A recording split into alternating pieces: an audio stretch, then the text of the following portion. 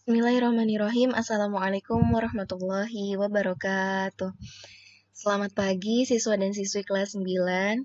Bertemu lagi dengan Ibu di pelajaran Bahasa Indonesia. Hari ini kita akan mempelajari teks laporan percobaan. Sebagaimana yang kalian lihat di layar, teks laporan percobaan ini sangat berkaitan erat dengan pelajaran yang lain ya, yaitu pelajaran IPA. Untuk mengetahui apa itu teks laporan percobaan, Ibu akan menjelaskannya dimulai dari pengertian.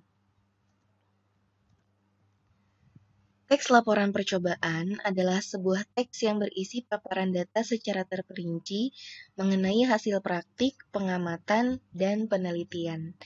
Jadi, ketika kalian melakukan sebuah praktikum dalam pelajaran IPA, kalian akan membuat laporan percobaan. Hal-hal yang tercantum di dalam laporan percobaan adalah data-data dari hasil praktikum yang telah kalian lakukan. Tujuannya adalah untuk memberikan informasi dari percobaan yang telah kalian lakukan. Ini adalah pengertian dari teks laporan percobaan. Semoga mudah dipahami ya. Selanjutnya, Ibu akan menjelaskan struktur teks laporan percobaan. Yang pertama adalah tujuan. Di dalam tujuan, kalian harus menuliskan apa saja tujuan dari percobaan yang kalian lakukan.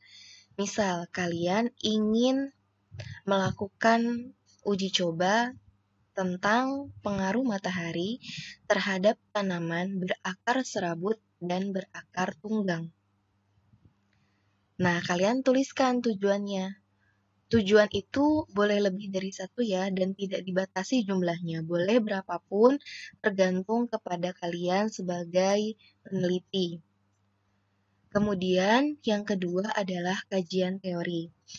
Kajian teori ini adalah landasan teori yang mendasari percobaan yang akan kalian lakukan. Landasan teori bisa kalian cari dari buku pelajaran ataupun internet, dan dari berbagai sumber lain yang kalian miliki. Landasan teori ini harus sesuai dengan percobaan yang akan kalian lakukan. Misal tadi kalian akan melakukan percobaan tentang pengaruh matahari terhadap tanaman berakar serabut dan berakar tunggang. Maka kalian cari apa itu akar serabut, apa itu akar tunggang, kemudian apa saja pengaruh matahari bagi makhluk hidup dan berbagai teori-teori lain yang mendukung percobaan kalian. Selanjutnya ada alat dan bahan. Kalian harus menuliskan semua alat dan bahan yang kalian gunakan di dalam percobaan secara rinci. Kemudian yang keempat ada prosedur atau cara kerja. Prosedur dan cara kerja ini harus dituliskan secara sistematis dan berurut agar pembaca dapat memahami bagaimana cara melakukan sebuah penelitian dengan baik. Struktur selanjutnya adalah hasil pengamatan. Di dalam hasil pengamatan ini, kalian harus menuliskan hasil pengamatan sesuai dengan apa yang kalian dapatkan saat percobaan. Jadi tidak boleh mengarang, harus sesuai dengan data. Misal, kalian melakukan pengamatan pengaruh matahari terhadap tanaman berakar serabut dan berakar tunggang itu selama 7 hari. Maka kalian tuliskan dari hari pertama sampai hari ke-7. Apakah di hari pertama tanaman itu sudah tumbuh atau belum? Kalau sudah tumbuh berapa sentimeter tumbuhnya dan lain sebagainya itu kalian tuliskan sesuai dengan yang terjadi pada objek yang kalian teliti. Selanjutnya adalah pembahasan. Pembahasan ini akan membandingkan hasil pengamatan dengan teori yang sudah kalian cari. Misal di dalam teori menyatakan bahwa tanaman berakar serabut akan tumbuh dalam 7 hari ketika terkena sinar matahari. Nah, kalian buktikan apakah teori itu benar atau tidak sesuai dengan hasil pengamatan yang kalian lakukan terhadap tanaman.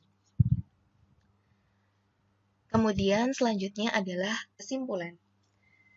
Kesimpulan ini harus sesuai dengan tujuan percobaan. Misal, kalian membuat tujuan percobaannya 3, maka di dalam kesimpulan itu juga harus ada 3 sesuai dengan tujuan percobaannya. Dan yang terakhir adalah daftar pustaka. Daftar pustaka ini cara penulisannya jika dari buku, cara menulisnya nama pengarang dulu, kemudian tahun terbit, judul buku, kota terbit, lalu penerbit. Ini sambil mengingat-ingat ya, karena nanti kalian akan menuliskan ini dan harus benar cara menuliskan daftar pustakanya. Ini adalah 8 struktur teks laporan percobaan. Untuk memudahkan kalian dalam memahami struktur ini, Ibu akan memberikan contoh teks laporan percobaan. Ini adalah judul. Dalam teks apapun, itu judul harus dicantumkan ya. Walaupun judul ini tidak termasuk di dalam struktur, tapi dia harus ada dalam setiap teks, apapun itu. Nah, kalian lihat cara penulisan judul. Ketika kalian menuliskan judul, itu setiap huruf pertama dalam setiap kata itu harus dituliskan dengan huruf kapital ya. Seperti ini, L, P, J, dan X itu dituliskan kapital karena dia adalah huruf pertama dalam setiap kata. Ini harus diingat ya, jangan sampai salah ketika menuliskan judul. Oke, kita masuk ke tujuan yang ada di dalam laporan ini. Tujuannya adalah untuk mengetahui jaringan silem pada tumbuhan. Kajian teorinya adalah tentang silem itu apa, kemudian berbagai hal terkait silem. Di sini ada istilah trakeit atau trakea, kemudian ada transportasi air dan mineral pada trakea.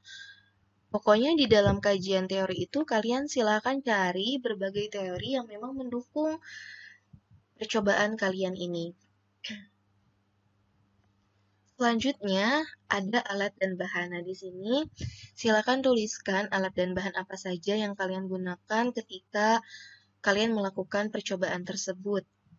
Kemudian yang keempat ada prosedur atau cara kerja.